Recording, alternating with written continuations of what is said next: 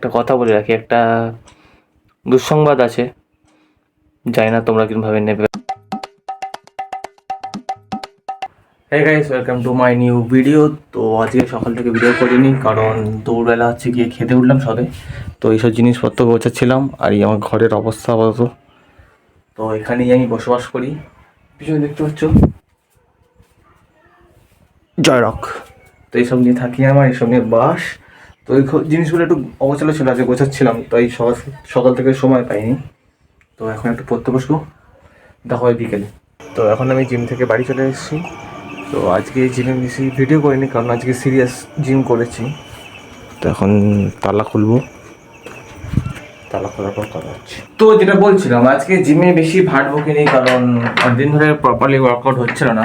তো আজকে হয়েছে, তাই জিমে করেছি, তাই কোনো ফোন নয় কিচ্ছু অন করিনি। প্রপারলি জিম করে এখন বাড়ি। এবার দেখার বিষয়ে আমার ভোজনের কি খাবার আছে, দেখা যাক। মা এখন বাড়ি নেই, কোথায় গেছে সেটা আসলে বলবো, দেখা যাক। তো জিম থেকে এসে ড্রেস ছেড়ে বাড়ির জামাকাপড় পরে রয়েছি, এবার দেখবো কি খাবার আছে। কিন্তু তার মাঝে একটা কথা বলে রাখি, একটা দুঃসংবাদ আছে, জানি না তোমরা কিভাবে নেবে ব্যাপারটা, কিন্তু আমার জন্য বহুত কষ্টের। বিগত 3-4 দিন ধরে আমি বুঝতে পারছি যে আমার বাইসেপটা না 2 ইঞ্চি কমে গেছে। এটা নিয়ে বিরাট চাপে আছি আমি। খাওয়া দাওয়া ঠিকঠাক হচ্ছে না, তো দেখি কি খাবার আছে রান্নাঘরে। তো এখন চলে এসেছি রান্নাঘরে, দেখি কি খাবার আছে। একটু ভাত আছে, ব্যাস, মাংস আছে, আমার দুটোতে হয়ে যাবে। তো এটা হচ্ছে মায়ের ডেরা, হ্যাঁ ডেরাই বলতে পারো। আমি এখানে বেশি আসি না কারণ ঢুকলেই মা তাড়া করে।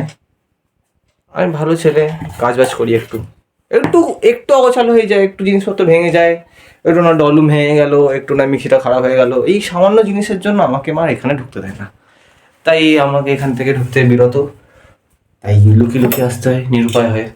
খাবারটা আমি পেয়ে গেছি, এবার গিয়ে ভোজন। ও মা এসো, আসবা তো। কোথায় গেছিলে বলো?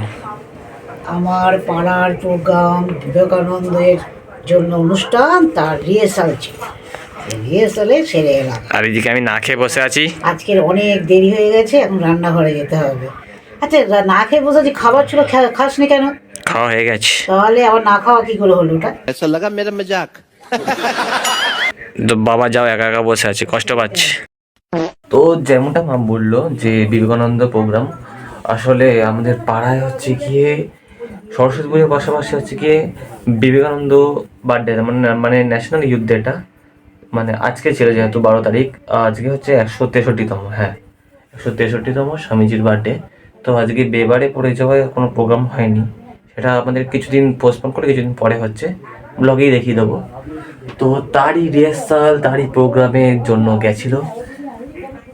ছোটো থেকে দেখে আসছি এরকম হয়, আঁকা কম্পিটিশান, এখন নতুন নতুন আরও কার্যকলাপ বেড়েছে, সেটা ব্লগেই দেখিয়ে দেবো।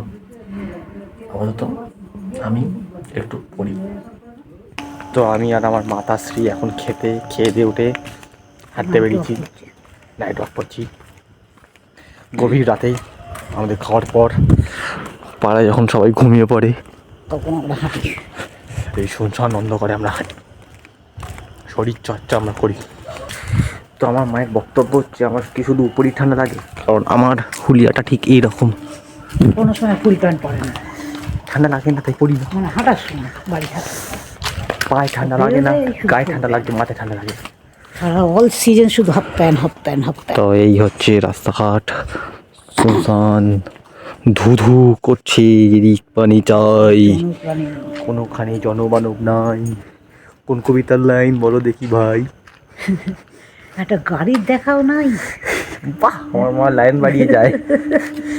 তো আজকে এখানেই শেষ করলাম, গুড নাইট, টাটা। আজকে দিনের মতো।